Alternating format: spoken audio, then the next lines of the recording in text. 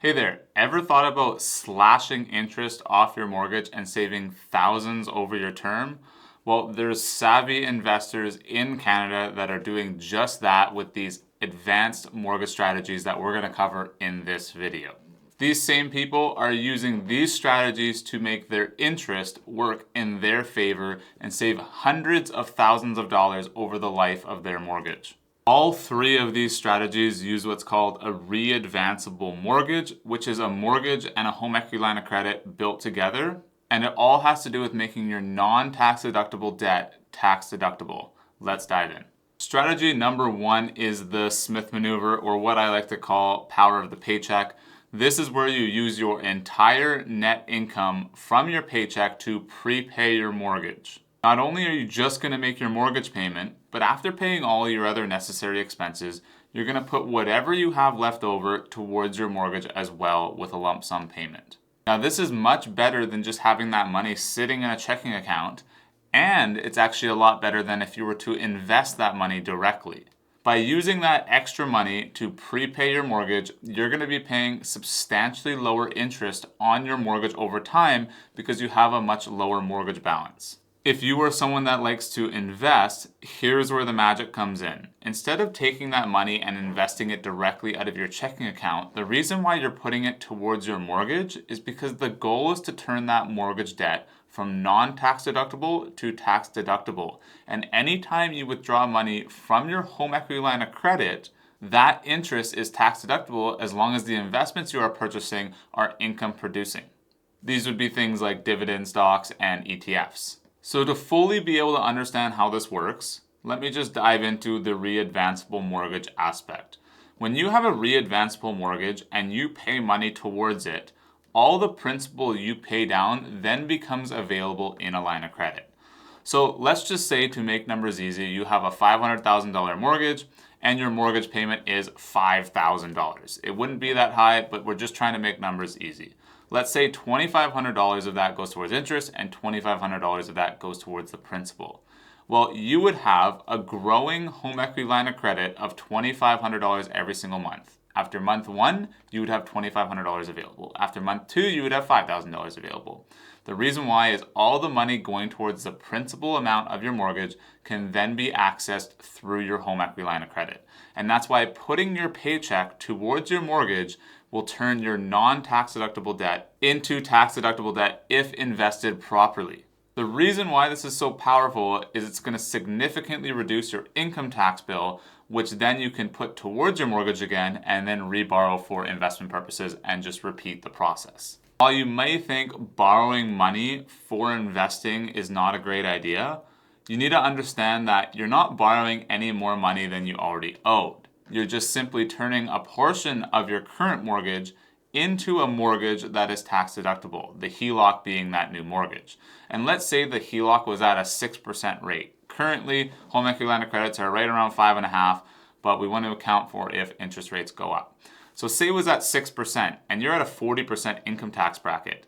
By you doing this and deducting that tax, you are essentially turning that 6% interest rate on your home equity line of credit into an effective interest rate of 3.6%. Now, 3.6% is still much lower than any mortgage debt you can find in today's age. Now, this strategy does require quite a bit of discipline, and you can't simply pull that money out to use it for personal expenses if you want the tax benefit. It has to be for income-producing investments. Now, the second strategy is going to be called the investment swap, or otherwise known as the debt swap. This one's perfect for investors who already have an investment portfolio outside of registered accounts. The idea of this strategy is, again, swapping your non-tax deductible mortgage debt for tax deductible investment debt. So let's say you have a $500,000 portfolio of non-registered investments and you have a $200,000 mortgage. What you would do is you would cash out $200,000 worth of those investments and pay off your entire mortgage. You wouldn't stop there though. You would then take that $200,000 back out through your readvanceable home equity line of credit and repurchase those income producing investments.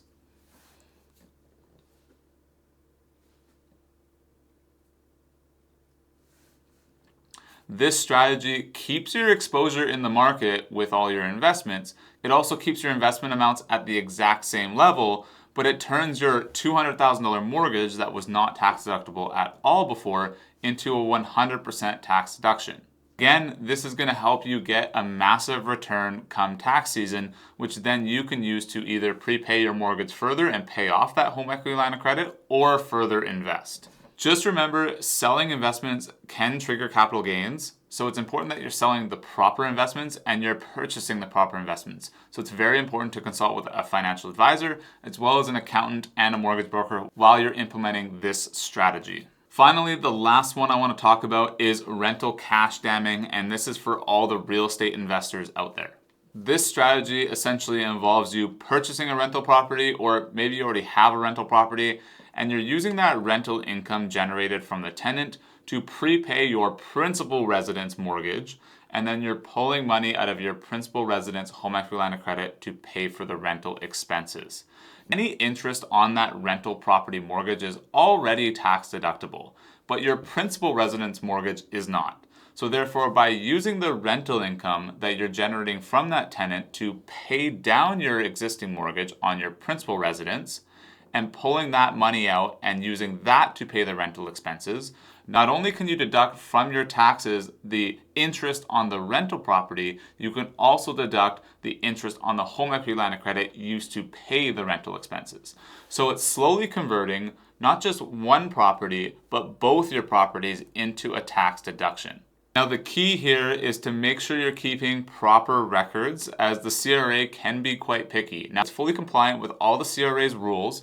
However, you have to prove that you're using that home equity line of credit for investment purposes and paying those property expenses on your rental property.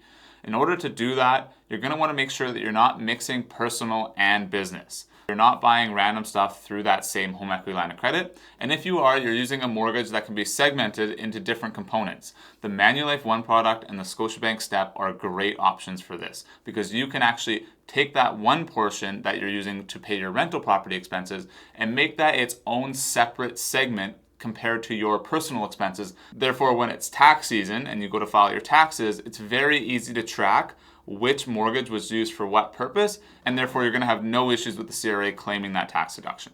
So there you have it. Those are three of probably the most powerful ways you can pay down your mortgage faster and save hundreds of thousands of dollars in interest. And if this interests you, I'm a mortgage broker. I own a mortgage company in BC. If you have a rental property, or maybe you just want to implement the power of the paycheck or the investment swap, I'm more than happy to help restructure your mortgage when it comes to renewal. Obviously, maybe you don't want to do it during your term because there might be a penalty to get out of your current mortgage.